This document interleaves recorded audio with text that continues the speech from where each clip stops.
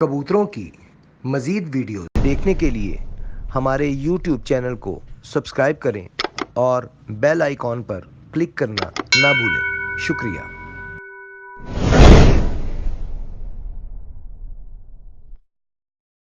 नाज़रीन, आज हमारे साथ मेहमान भी आए हुए हैं इनके एक और बड़े अच्छे छोटे भाइयों की तरह इनके हैं जनाब आसिम मसूद साहब, चौधरी आसिम मसूद साहब खारियाँ से। आइए इनसे भी ज़रा गपशप करते हैं और इनसे भी इनकी कबूतरबाजी के बारे में पूछते हैं। अस्सलाम वालेकुम आसिम साहब। वालेकुम सलाम। क्या हाल है आपके? जी शुक्र अल्लाह का, बिल्कुल ठीक ठाक। आप खारियाँ में शौक़ कर रहे हैं, तो कितना अर्सा हो गया आपको वहाँ पे शौक़ करते हुए? जी सानू 20 साल हो गए जितने शौक करते हैं। माशाल्लाह माशाल्लाह, पुराने कबूतरबाज हैं फिर तो। जी उस्ताद इन्हां दी मेहरबानी, उस्ताद जोजी साहब दी 20 साल तो उत्थे शौक कर रहे हैं ਅਸੀਂ। सारे कबूतर साढ़े घर ਦੇ ਜਿਹੜੇ ਨੇ ਇਹਨਾਂ ਦੇ ਹੀ ਨੇ, ए ਤੋਂ ਲੈ ਕੇ Z तक। ਤੇ ज़्यादा टैडी कबूतर ने साढ़े को, ਤੇ उस्ताद जोजी ਦੇ घर ਦੇ कबूतर ने।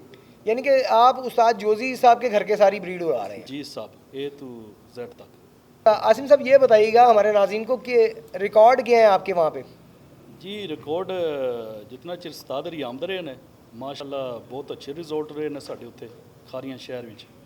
ते हुण असले अपने घरों भी शौक करते हैं, तो इस वास्ते इन्हों को टाइम नहीं इतना होंदा। तो पिछले कुछ चंद सालों तो रिजल्ट इतने अच्छे नहीं हैं, लेकिन फिर भी असी कोशिश करने अच्छी फाइट करने जेट विच। ते लेकिन इंशाअल्लाह ताला उम्मीद है अगू अगले जड़े कुछ चंद साल आ रहे हैं अच्छा शौक होगा उत्थे साढ़े नाल इंशाअल्लाह इंशाअल्लाह। अच्छा ये बताएं कि जब उस्ताद और वहाँ पे आते थे तब क्या रिज़ल्ट था आपका, और वो किस सन की बात है? 6 साल करीबन हो गए सन। 6 साल, 6 साल पहले यानी कि आप गए थे? 5 या 6 साल हो गए। तो उस तो पहला हमेशा असी माशाल्लाह कप्पां विच भी बाजियां विच भी पोजीशनां विच सां, ते बहुत अच्छे कबूतर उड़ते रहे ने साढ़े। तो वही है मतलब हुण उस्ताद री उत्थे नहीं इतना आ सकते क्योंकि अपने घरों भी शौक करते हैं पे माशाल्लाह। इत्थे लाहौर विच इन्हां दे बेहतरीन रिजल्ट आ रहे हैं। हाँ जी माशाल्लाह। तो बहुत अच्छे कबूतर उड़ने ने इन्हां दे, ते इंशाअल्लाह ताला अगले जेठ विच भी इन्हां दे बहुत अच्छे रिजल्ट आएगा। तो आपकी क्या पोजीशन है? आप इस साल शौक अगले साल शौक कर रहे हैं? जी हर साल शौक करीदा। अच्छा शौक यानी कि हर साल हो रहा है? बिल्कुल बिल्कुल।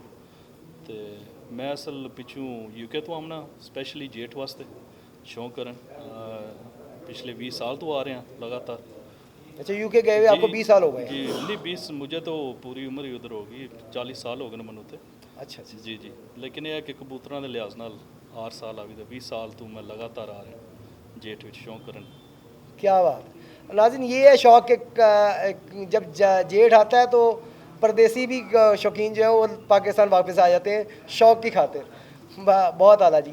अच्छा उस्ताद जी ये बताइएगा कि इस दफ़ा आपका क्या मतलब कितनी छतों से को बाजी थी, क्या सिलसिला रहा इस दफ़ा वैसे? जी साड़ी बाजी एक घर नाल ही सी अपना 1 to 1 जी मुकाबला? 1 to 1 ही। तो बाकी एक्चुअली मैं असल अपने वाले साहब के नाम तो पहली बारी कप कराया सी चौधरी मसूद अख्तर मेमोरियल कप ज़िले गुजरात का। तो माशाल्लाह बहुत अच्छा कप उड्डिया, ਉਹਦੇ 'ਚ 81 ਛੱਤਾਂ सन पहली बार कराया। तो उम्मीद है इंशाल्लाह ताला अगले साल उस तो भी ज़्यादा छत्तां होंगी। हाँ जी बिल्कुल आहिस्ता आहिस्ता ही है। जी इस दफ़ा हमने भी कप करवाया था, पाकिस्तान पिजन एसोसिएशन छोटा सा एरिया रखा था, आहिस्ता आहिस्ता फिर उसे आते को बढ़ाएंगे हम। अच्छा जी आप माशाल्लाह इतनी दूर से शौक करने के लिए आते हैं, तो आप पाकिस्तान में रहने वाले शौकीन हज़रात के लिए कोई पैगाम देना चाहते हो? जी पैगाम यही है बस अपना अल्लाह पाक इस शौक नूं जिहड़ा टोरी रखे अच्छे तरीके नाल, अच्छे शिकारी होर अगे आवन। तो यह है कि साफ सुथरा जड़ा शौक होवे, क्योंकि हर साल आवे तो कदे किसी छत की सुनी दी कदे किसी छत की। तो यह कि जड़ियाँ छोटियां मोटियां ने चीज़ां दूर होनी चाहिए ने। बिल्कुल क्योंकि एक शौक है उन्होंने शौक के लिहाज नाल रखना चाहिए। कोई किसी की नहीं किसी ने लगती वो भी नहीं होनी चाहिए। प्यार मुहब्बत नाल जड़ा यही है कि सारे भरा कबूतरा ने उड्डना, ये ऐसी कोई गल कोई नहीं। जिन्हें मेहनत करनी है अल्लाह पाक ने जड़ा इज्जत फल उसे इंसान देना, सारी गल मेहनत की है। बेशक ऐसे ही जी मेहनत का फल है, जो जितनी मेहनत करेगा उतना वो आगे आ जाएगा, इसमें कोई शक नहीं।